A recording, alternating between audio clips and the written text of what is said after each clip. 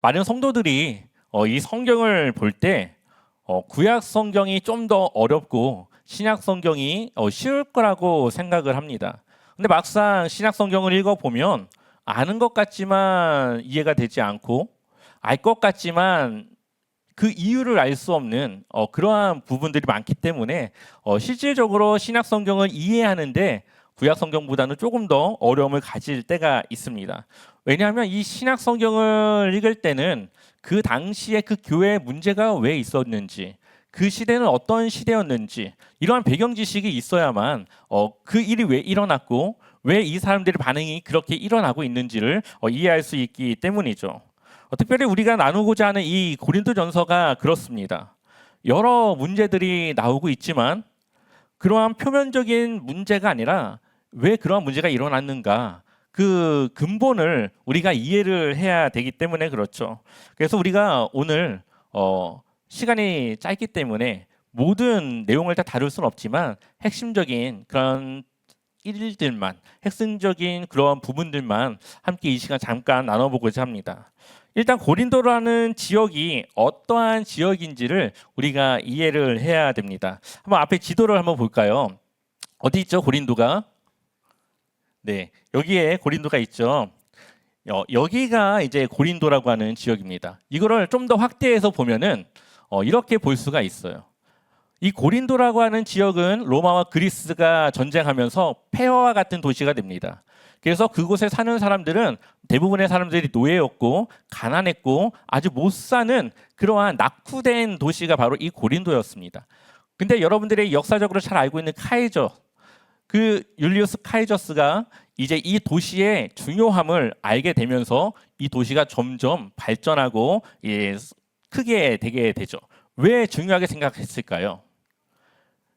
이 여기와 여기가 좁지 않습니까? 이렇게 가면 돌아가야 되지만 여기서 물건을 내려서 육로로 넘어갔다가 지나가면은 더 빠른 무역을 할 수 있는 지역이라는 것을 알게 되면서부터 무역 중심, 상업 중심, 그리고 사람들이 모이기 시작하는 큰 도시가 되게 됩니다. 그리고 바울이 사역할 당시에 이 고린도라고 하는 지역은 이 로마 모든 나라들 중에서도 손에 꼽히는 아주 큰 도시가 되게 되죠. 그러다 보니까 이 사람들이 벼락부자가 생겨나게 됩니다. 그래서 할아버지, 아버지, 여기까지는 노예였는데 이제 자녀부터는 갑자기 부자가 돼서 이제 어느 정도의 권력도 갖게 되고 이제 어느 정도 부를 가지고 좀 이제 덩덩거리면서 살아가게 되죠.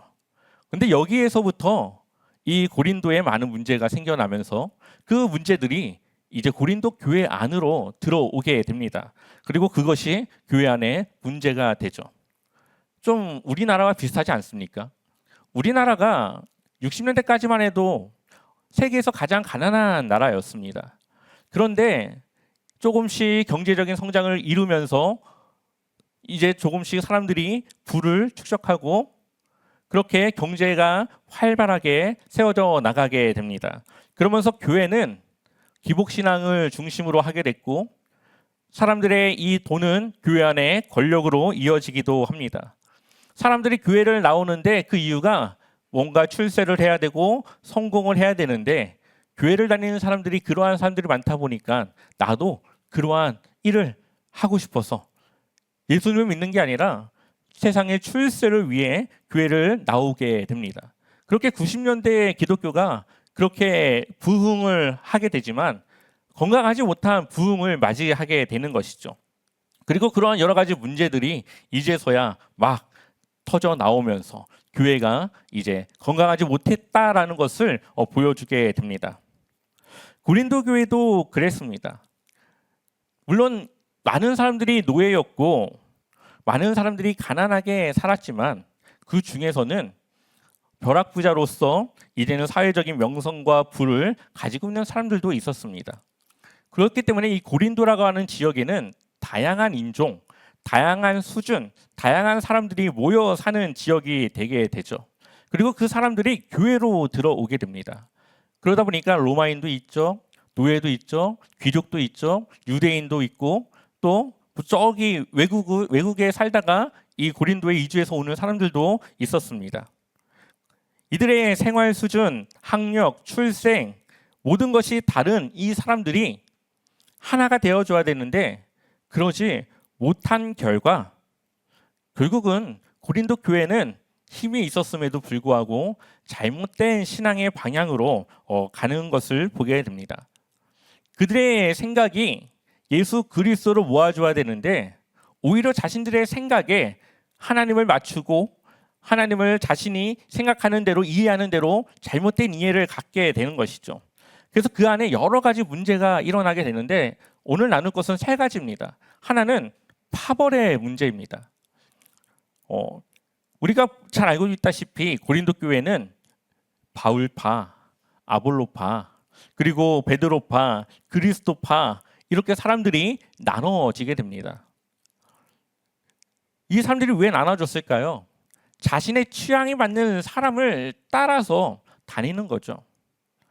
교회는 예수 그리스도가 중심이고 예수님을 위해 모인 공간이고 공동체입니다. 그런데 그 안에 예수님은 빠지고 예수님을 믿고 나아가기 위해 세워진 리더들이 그 자리를 대신하고 있었다라는 거죠. 결국 이들의 이러한 파벌의 문제는 사람들이 결국은 예수님을 잃어버리게 되는 그리고 그들의 신앙이 얼마나 성숙하지 못한지를 보여주게 됩니다. 그래서 이러한 파벌에 대한 문제들이 있었고 바울은 그들이 성숙한 그런 그리스도인으로 성장해야 됨을 이야기하게 되죠. 두 번째로는 음행의 문제가 있었습니다. 고린도전서 5장 1절과 2절 말씀을 우리 한번 읽어보겠습니다. 여러분 가운데 음행이 있다는 소문이 들립니다.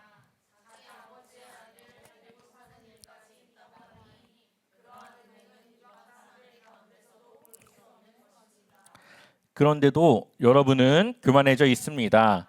오히려 여러분은 그러한 현상을 통탄하고 그러한 일을 저지른 자를 여러분 가운데서 제거했어야 하지 않았겠습니까?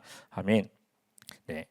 고린도 교회 안에 심각한 음행의 문제 중에 하나는 아버지의 엄마였던 아버지의 아내였던 그 여자와 결혼을 해서 살고 있었다라는 거죠. 물론 여기서 그 자신의 그 아버지의 아내는 생모가 아니라 계모였던 걸로 볼 수가 있습니다. 나쁘죠.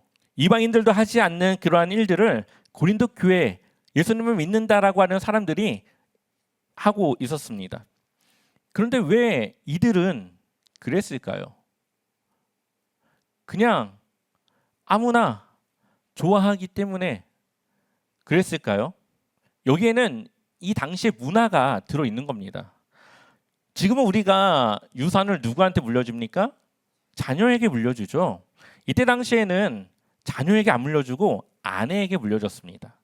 그러니까 아버지가 아무리 귀족이고 돈이 많아도 아버지가 죽으면은 다 누구 겁니까? 그 아내 거가 돼요. 그러면 이 아들은 뭘 먹고 살까요? 그냥 한순간에 빈털터리가 되는 거죠. 약간의 상속은 받겠지만 그다지 그것이 그에게는 차지가 않습니다. 그러다 보니까 그 아버지의 유산을 자신이 갖기 위해서 그 아내였던 그 자신의 계모와 다시 결혼을 해서 가정을 꾸리고 사는 겁니다. 그렇게 해서 그 재산을 유지하고 자신이 사용할 수 있도록 하는 것이죠. 근데 이것이 혈연적으로는 근친상간이라고 할 수는 없겠지만 그래도 도덕적으로 아버지와 결혼했던 여자와 그 아들이 또다시 결혼해서 함께 산다고 하는 것이 얼마나 이것이 좀 이 사람의 그 순리에 벗어나고 조금 관계적으로는 좀 더러운 그러한 관계이지 않겠습니까? 그런데 교회에서는 왜 이들의 이러한 잘못된 행동을 알고도 내보내지 않았을까요? 왜 그들을 징계하지 못했을까요? 이거는 또 이때 당시 문화를 또 봐야 됩니다. 이때 당시에는 후원이라고 하는 문화가 있었습니다. 그래서 철학가들을 후원해서 그들이 평생 철학에만 공부하고 살아갈 수 있도록 부자들이 이 철학가들을 이렇게 후원하거나 그러한 문화들이 있었습니다. 이것이 교회 안에도 있었는데 교회 안에 가난한 사람이 많았을까요? 부자가 많았을까요? 가난한 사람이 많았겠죠. 그들을 누가 후원했을까요? 부자가 후원했겠죠. 그 중에서는 아마 이러한 계모와 결혼을 해서 살고 있는 사람들 중에서도 후원을 하는 사람들이 있었을 겁니다. 근데 그들이 후원을 하고 있는데 교회에서 내쫓아버리면 가난한 사람들에게 받던 후원이 어떻게 됩니까? 끊기게 되죠. 그럼 그들의 생계가 또다시 곤란해지게 되고 어려워지게 됩니다. 그러니 교회는 이 사람을 쫓아내야 되는 것도 알고 잘못된 것도 알지만 그가 없어짐으로써 어려워질 가정을 생각하니 쫓아낼 수도 없고 그들을 뭐라고 할 수도 없는 하나의 권력과 같은 그러한 권력자의 위치에 있었다라는 겁니다. 이것도 한국 교회와 비슷하지 않습니까? 교회 안에는 차별이 없어야 되고 교회 안에는 계급이 없어야 되고 교회 안에는 모두가 주님 안에 똑같은 그러한 차별 없는 대우를 받아야 됩니다. 그런데 때로는 은연중에 장로님들 중에 좀 돈을 많이 가지고 계셔서 헌금을 많이 하는 분들이 있으면은 약간의 대우가 달라지기도 합니다. 자리를 먼저 좋은 자리로 안내하거나 조금 더 다른 사람들보다 배려하고 조금 더 챙겨주는 그러한 모습들이 있을 수도 있죠. 그리고 함부로 대하지 못합니다. 왜냐하면 그 사람의 헌금이 줄어듦으로써 교회가 어려워질 수 있기 때문에 그렇죠. 그것이 곧 그 교회 안에 권력으로 이어지기도 합니다. 하지만 교회의 주인은 예수 그리스도이시고 예수님께서는 그 모든 것의 주인이 되십니다. 그런데 당장의 현실을 마주하면서 하지 말아야 될 그러한 일들을 교회 안에서 하고 있다는 거죠. 그래서 바울은 그를 쫓아내라고 이야기하면서 그가 쫓아내짐으로써 교회가 어떻게 바로 세워져야 되는지를 다른 공동체에게 보여줘야 됨을 이야기하고 있습니다. 결국은 고린도 교회가 왜 문제가 많은 교회가 되었을까요? 세상의 문화가 교회와 구별되지 못하고 교회 안으로 들어와서 사람들이 그 세상의 문화를 가지고 교회의 신앙생활을 하고 있었기 때문에 그렇습니다. 오늘날 교회를 보게 되면은 교회는 세상과 구별되어져야 되는 공간이며 공동체임에도 불구하고 세상의 문화가 많이 교회로 들어와서 교회 안에 자리 잡게 되는 것을 보게 됩니다. 하나님 나라를 이루어야 될 교회이지만 하나님 나라가 아니라 하나님 나라를 무너뜨리는 교회의 모습이 되기도 합니다. 높아질수록 겸손해져야 되고 하나님 나라에서는 겸손할수록 더 높아지는 것을 우리가 알면서도 우리의 마음에는 우리의 한 구석에서는 낮아지기보다는 조금 더 높아지기를 원하고 다른 사람들에게 겸손하기보다는 조금 더 대우를 받기 원하는 모습이 있다는 거죠. 우리의 이러한 모습이 때로는 교회 안에 하나의 잘못된 문제가 될 수도 있는 것입니다. 그래서 저는 우리 제자와 삼교회는 정말 하나님 나라의 가치를 세우는 교회가 되었으면 좋겠습니다. 그래서 돈에 굴복하지 않고 권력에 고개를 숙이지 않는 오직 하나님만이 이 교회의 주인 되어 주시는 그러한 공동체가 되었으면 좋겠습니다. 마지막으로 세 번째는 은사에 대한 문제입니다. 우리 한번 고린도전서 12장 4절부터 7절까지 우리 4절의 말씀을 같이 읽어보겠습니다. 은사는 여러 가지지만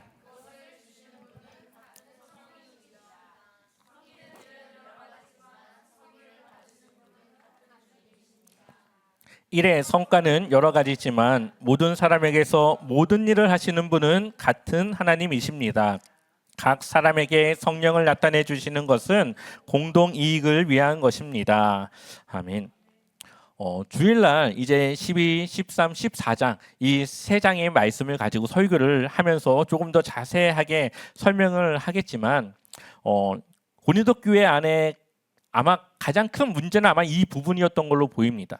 은사에 대한 문제이죠. 우리가 흔히 말하는 방언 혹은 예언 혹은 병을 고치는 그러한 은사를 가진 사람들은 자신이 우월하고 다른 사람들과 조금은 다른 존재임을 이야기하면서 그것을 드러내었습니다. 이들이 그렇게 했었던 것은 이때 당시의 철학적인 내용을 그들이 영향을 받았기 때문에 그렇죠. 혹시 이데아라는 이야기를 들어보셨습니까? 이데아는 어딘가에 있는데 우리는 그 이데아의 그림자와 같은 삶을 살아가고 있다는 것입니다. 이때 당시에는. 그래서 원래 우리의 영혼은 이데아에 있어야 되는데 타락을 했고 그 타락한 영혼이 육체라고 하는 감옥에 갇혀서 이 현실 진짜가 아닌 이 그림자의 세상에 살아가고 있는 겁니다. 이때 당시의 영지주의자들, 이때 당시 이데아의 철학을 받은 사람들은 그렇게 생각을 했어요. 그래서 이들이 말하는 구원은, 이들이 생각하는 구원은 육체라고 하는 감옥을 영혼이 벗어나서 이데아에 가는 것, 그것이 그들이 생각하는 구원이었습니다. 그러니까 이들에게 있어서 영혼은 너무너무 중요하고 귀한 건데 이 육체는 타락됐고 나쁘고 감옥과 같은 아주 벗어버려야 되는 그러한 걸로 생각을 했습니다. 근데 이들에게 있어서 구원이라고 하는 이 증거, 내가 구원을 받았다라고 하는 증거를 어떻게 생각했을까요? 바로 은사로 생각했습니다. 방언을 하면 알아들을 수 없는 말을 하게 되죠. 그들은 그것이 내 영혼이 구원받아서 이데아에 있기 때문에 이 세상의 언어가 아니라 하늘의 언어를 가지고 기도를 하고 그것이 바로 내가 구원을 받았다라고 하는 증거로 생각을 한 겁니다. 그러다 보니까 이들은 이제 이미 나는 구원받았고 이 육체는 더 이상 나에게는 쓸모가 없는 거기 때문에 이 육체를 통해 죄를 짓는 일에 대해 거리낌 없이 살아가게 됩니다. 그래서 고린도 교회 안에 일어나는 여러 가지 음행이라던가 탐욕이라던가 거짓이라던가 사람들 간의 갈등 여러 가지 문제들은 바로 여기서부터 나오게 되는 것이죠. 그들은 이미 영혼은 구원받았기 때문에 이 육체는 그들에게 더 이상 중요한 것이 아니게 되었고 함부로 살아도 된다라고 생각을 했기 때문에 그들은 그렇게 죄를 짓고 살아가게 된 겁니다. 얼마나 잘못된 구원론, 구원관을 가지고 있었습니까? 그런데 바울은 이 은사라는 것은 너희의 능력이 아니고 너가 잘해서가 아니라 하나님이 그냥 선물로 주신 것이고 그것을 선물로 준 이유는 교회라고 하는 공동체를 세우기 위한 그 공동체 안에 덕을 세우기 위한 것임을 이야기를 합니다. 그러면서 13장이 나오게 되는 것이죠. 13장 1절 우리 한번 읽어볼까요? 내가 사람의 방언과 천사의 말을 할지라도 사람이 없으면 소리나는 구리와 울리는 꽹과리가 되고 아멘. 아무리 그 은사를 가지고 방언을 한다 하더라도 그것이 교회 안에 덕이 되지 않고 그것이 오히려 교회를 혼란스럽게 하는 일이 된다면 그것은 울리는 꽹과리와 같이 아무 소용없는 것이라는 것을 이야기합니다. 그래서 2절에는 내가 예언하는 능력이 있어 모든 비밀과 모든 지식을 알고 또 산을 옮길 만한 모든 믿음이 있을지라도 사랑이 없으면 내가 아무것도 아니요. 내가 내게 있는 모든 것으로 구제하고 또 내 몸을 불사르게 내줄지라도 사랑이 없으면 내게 아무 유익이 없느니라. 그러므로 사랑은 뭡니까? 4절 말씀 우리 한번 읽어볼까요? 4절 함께 읽어보겠습니다. 사랑은 오래 참고 사랑은 온유하며 시기하지 아니하며 사랑은 자랑하지 아니하며 교만하지 아니하며 아멘. 이 4절의 말씀이 13장의 핵심 구절입니다. 13장이 사랑을 말하는 것은 하라는 것보다 하지 않는 것, 사람들에게 방해되고 덕을 세우는 일을 하지 않는 것, 그것이 사랑이다. 그래서 오래 참고 온유하고 시기하지 않고 자랑하지 않고 교만하지 않는 것, 그것을 내가 하지 않는 것, 그것이 바로 사랑이라고 말하는 것이죠. 사랑에 동반되지 않는 은사는 아무것도 아니라고 말하고 있죠. 교회는 서로가 덕을 세우고 하나님의 공동체로서 세워져 가야 되는 공간입니다. 은사라고 하는 것은 내가 기도를 많이 해서 준 것이 아니라 그냥 하나님이 그것을 공동체를 위해 사용하라고 주신 선물이라는 거죠. 근데 한국 교회는 많은 은사자들이 지금은 그렇지 않지만 그것을 자신의 능력인 것처럼 좀 더 사람들보다 우월한 영적 능력을 가진 것처럼 생각을 했고 그것을 통해 많은 좋지 못한 일들을 행했던 것을 보게 됩니다. 그러한 일들은 결국은 교회를 분열시키게 했고 갈등을 일어나게 했고 때로는 사람들을 사이비 종교와 같은 곳에 빠지기도 합니다. 그것은 하나님께서 원하시는 은사의 모습이 아닌 것이죠. 결국은 우리가 은사를 갖고 있냐 없냐 그 중요함보다도 내가 그것을 혹은 내가 이 교회 안에서 덕을 세울 수 있는 상대방을 배려하며 그를 이해할 수 있는 그 사랑이라고 하는 그 마음을 가지고 있는지 없는지 그것이 더 중요하다라는 것을 우리에게 말하고 있습니다. 특별히 우리가 한 가지 더 주의해야 될 것은 바로 방언이라고 하는 것은 개인을 위한 것이라는 것을 우리는 이해해야 됩니다. 그래서 공동체가 함께 기도할 때에는 방언을 자제하는 것이 조금 더 이 공동체를 세워나가는 길이라는 거죠. 바울도 그것을 이야기하고 있습니다. 고린도전서 14장 23절 말씀을 같이 한번 읽어볼까요? 함께 읽어보겠습니다. 온 교회가 한 자리에 모여서 모두가 방언으로 말하고 있으면 간 믿기 시작하는 사람이나 믿지 않는 사람이 들어와서 듣고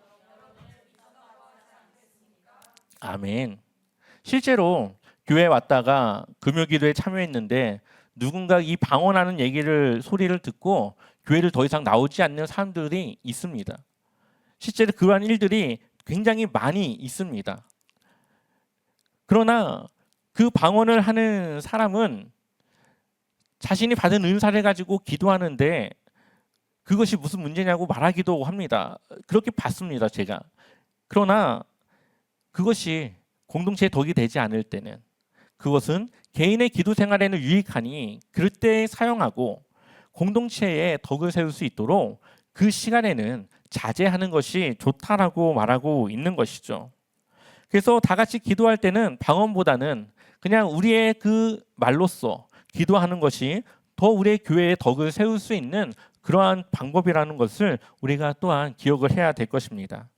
교회라고 하는 것은 예수 그리스도 안에서 거룩하며 예수님의 주 되심을 고백하는 사람들이 모인 철저히 그리스도 중심의 그런 공동체입니다. 또한 은사보다 사랑이 더 중요하고 그 사랑은 오래 참고 온유하고 모든 것을 견디는 그러한 것입니다. 이 말을 조금 더 쉽게 설명하면 내가 자제하고 절제하는 것, 상대방에게 덕이 되지 않는 것을 내가 하지 않는 것, 이것이 바로 사랑이라는 것을 말하고 있는 것이죠. 우리가 살아가는 지금 이 시대는 상대방을 배려하기보다는 나의 권리와 나의 자유를 더 존중받고 싶어하고 그것을 내세우는 그러한 시대입니다. 누군가의 불편함보다 내 생각에 옳으면 그것이 잘못됐다 생각하지 않는 그러한 시대입니다. 그것이 세상의 시대이고 세상의 모습이라고 한다면 교회는 그것과 반대로 가야 되겠죠. 하나님의 나라는 내 것을 포기하고 상대방을 배려하는 겁니다. 내 생각이 아니라 하나님이 원하시는 뜻을 이루며 살아가는 것이 하나님 나라입니다. 우리는 너무 세상의 방식에 익숙해져 있기 때문에 오히려 하나님이 원하시는 뜻과 방향을 어색하고 조금은 그것에 대한 불신을 갖기도 하고 받아들이기 힘든 그러한 것들도 있습니다. 여러분들은 어떠십니까? 여러분들의 모습은 교회 안에서 어떻게 보여지고 있을까요? 내 모습은 교회 안에서 믿음이 연약한 누군가의 신앙을 이끌어가는 그런 교회의 덕을 세우는 모습인지 우리 한번 이 시간 돌아보았으면 좋겠습니다. 문제가 없는 교회는 없습니다. 문제가 없는 성도도 없습니다. 다만 더 중요한 것은 문제를 마주했을 때 나 자신을 변화시켜 나갈 수 있고 하나님의 뜻에 나를 맞출 수 있는 그러한 겸손한 마음과 그러한 주님 앞에 낮아지는 그런 우리의 모습이 필요한 것이죠. 그럴 때에 문제는 더 나은 길로, 나의 그 문제가 내 신앙의 성숙과 더 단단함으로 바뀌어져 나가는 것입니다. 저와 여러분들이 그렇게 교회를 세워나가고 주님의 귀한 성숙한 제자로서 세워져 나가시기를 주님의 이름으로 간절히 축원합니다.